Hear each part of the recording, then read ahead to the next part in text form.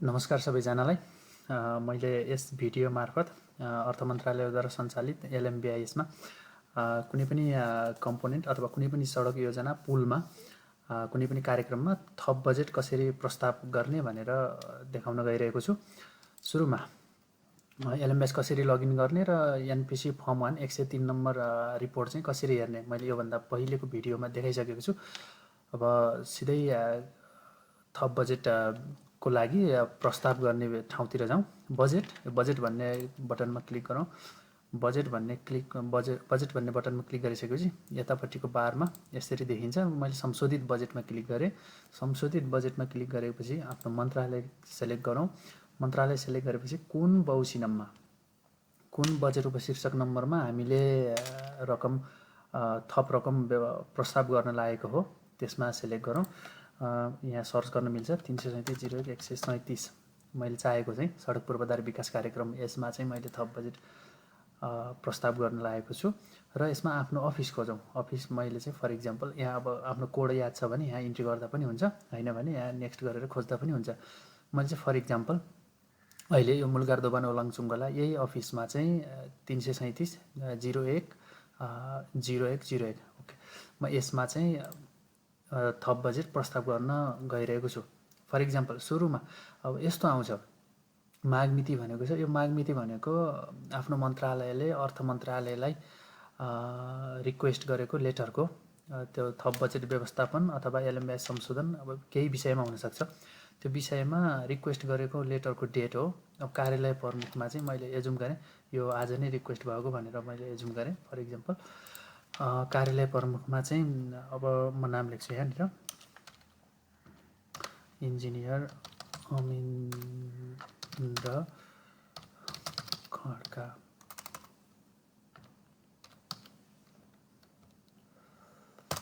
Okay टिप्पणीमा यहाँ केही गर्नु पर्दैन। अब संशोधन गर्नुहोस् क्लिक गरे हुन्छ। यसपछि सिधै मैले संशोधन गर्नुहोस् क्लिक गरेँ। त्यसपछि यस्तो जेनेरेट हुन्छ है। म अलिकति पछाडि जान्छु। मैले खास गर्न खोजेको चाहिँ अर्को कार्यालयको थियो। यो अर्को कार्यालय चाहिँ यो स्टेजमा आएर बसिसकेको छ। अब यो स्टेजमा आएर बसिसकेको हुनाले अब त्योभन्दा अगाडिको कुरा देखाउनलाई म यो कार्यालयमा गएको हो। खास मैले गर्न खोजेको चाहिँ यो धनकुटाकोमा थियो। धनकुटा अघि मैले धनकुटाको पनि माग मिति इन्ट्री गरेँ। त्यसपछि अब कार्यालय प्रमुखको नाम इन्ट्री गरेँ र संशोधन गर्नुहोस् भन्नेमा क्लिक गरेपछि यो विन्डो आएको हो। अब यहाँनिर जाउँ कुन खर्च सङ्केत नम्बरमा हामीले एडिट गर्न लागेको हो त्यसमा सेलेक्ट गर्नुपर्ने हुन्छ। अब यहाँ एउटा मात्रै छ, एउटा मात्र भएपछि खास समस्या भएन, हामीले यसैमा गर्ने हो। थुप्रै भएको भए यहाँ खोज्नुपर्ने हुन्थ्यो। अब यहाँनिर बाटोहरू आयो, बाटो अथवा कम्पोनेन्ट आयो होइन। यो कम्पोनेन्टमा यो बाटो, यो कम्पोनेन्टमा यसरी अब थुप्रै छ। नेक्स्ट गऱ्यो भने अरू पनि देखिन्छ। कुन कम्पोनेन्टमा हामीले एडिट गर्न लागेको हो अथवा थप बजेट प्रस्ताव गर्न लागेको हो त्यो सेलेक्ट गर्ने। म त्यसको लागि चाहिँ एकछिन कुन बाटोमा जान्छु।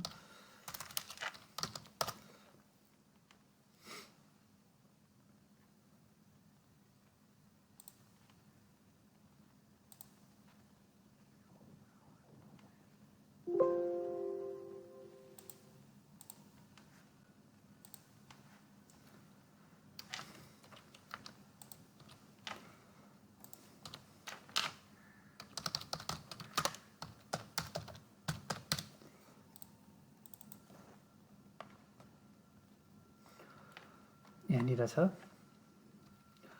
धनकुटाको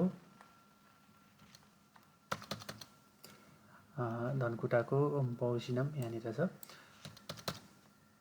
बाटो चाहिँ जिरीखिम्ती मोरहाङ सम्दु सङ्क्रान्ति सडक तेह्रथुम।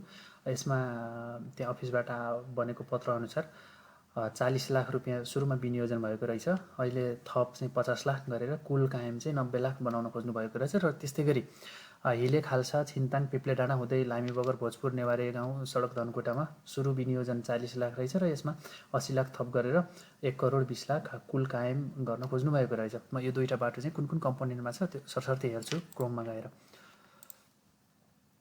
जिरीखिम्ती एउटा यो 34 जस्तो देखिन्छ। हिले खाल्सा छिन्ताङ पिप्ले डाँडा हुँदै यो एउटा 34 रहेछ। यसलाई मैले 34 लेख्छु। 34 मैले सम्झिनको लागि मात्र यो लेखेको। अब यो जिरीखिम्ती कति रहेछ यो यहाँ छैन जस्तो लाग्यो। नेक्स्ट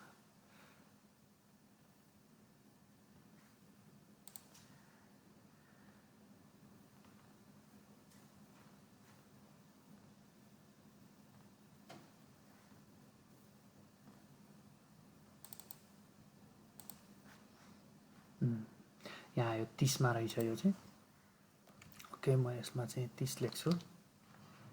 मैले सम्झिनको लागि मात्रै हो है यहाँ लेखेको यो। ओके, म सुरुमा 30 मा जान्छु। यो जिरी खिम्ती मोनाङ भन्ने छ। यसमा यो एक्सनमा यो बटन छ यहाँनिर हो। यहाँनिर क्लिक गरेपछि चाहिँ अब यसमा सिलेक्ट गरिसकेपछि हामीले यहाँ देख्न सकिन्छ इनिसियल बजेट यति छ हैन, अहिलेसम्म खर्च भइसकेको यति छ। अब यो बाटोमा जति विनियोजन थियो त्योभन्दा बढी खर्च गरिसक्नु भएछ।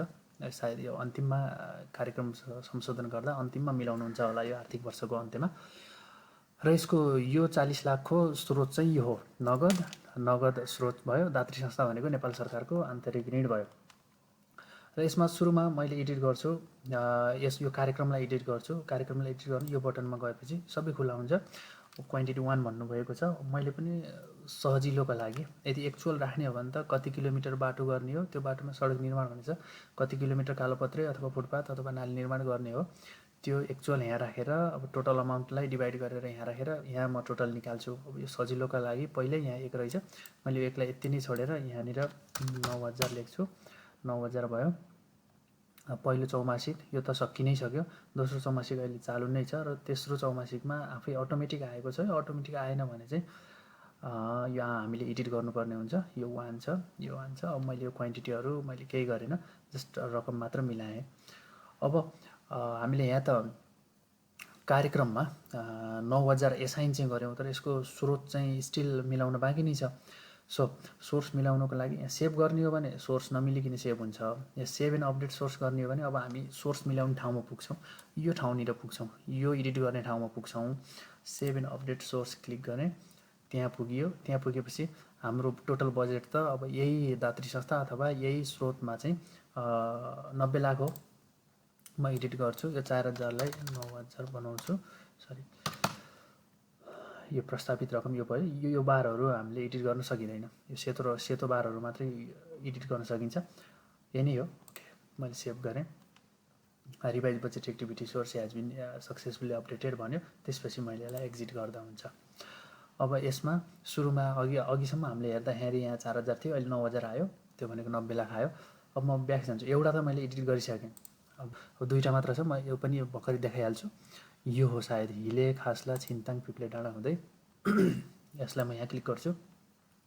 अब यो अघिको जस्तै ठ्याक्कै मैले यसमा धेरै कुरा बताइराख्न जरुरी ठानिनँ। म यहाँ गएँ, यहाँ गएपछि यसलाई कति बनाउने भन्नुभएको छ, टोटल कायम चाहिँ 12000 बनाउनु भन्नुभएको छ। यो 4000 मा यो 1 लाई 1 नै छोडेर मैले 12000 बनाएँ। यो भयो।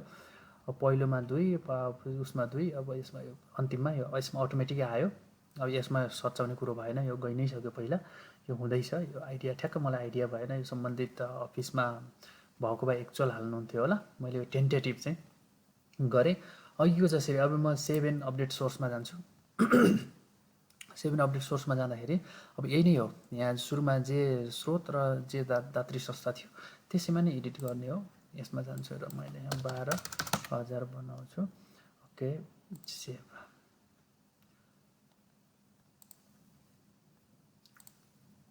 अब यो भयो है, यसमा 12000 देखियो। अब यसमा चाहिँ 9000 देखियो है। यसपछि अब हामीले इन्ट्री त गऱ्यौँ। इन्ट्री गरिसकेपछि अब हामीले रिपोर्ट हेर्नुपर्ने हुन्छ, रिभाइज रिपोर्ट। रिभाइज रिपोर्ट हेर्नको लागि राष्ट्रिय योजना आयोगको यहाँ संशोधित भन्ने छ। हो, यो संशोधित भन्नेमा क्रियाकलापगत रातो किताब भनेको छ। यसमा क्लिक गरौँ। यसमा क्लिक गरिसकेपछि भौतिक पूर्वाधार तथा यातायात मन्त्रालय सिलेक्ट गरेँ मैले। बहुसङ्ख्या 337 भयो। जेनेरेट। अब यहाँनिर 3टा एडिट भएको देखियो। एउटा दमौलीको एडिट भएको रहेछ, यो मैले एकछिनलाई छोडेँ। मैले एडिट गरेको अघि धनकुटाको हो, पाल्पाले पनि एडिट गरिसकेको रहेछ। अब यहाँ मैले धनकुटामा 2टा एडिट गरेको थिएँ हैन। 40 लाख स्वीकृत बजेट थियो। संशोधित बजेट चाहिँ मैले यति चाहिँ एड गरेँ भनेको है, यो रोमा चाहिँ।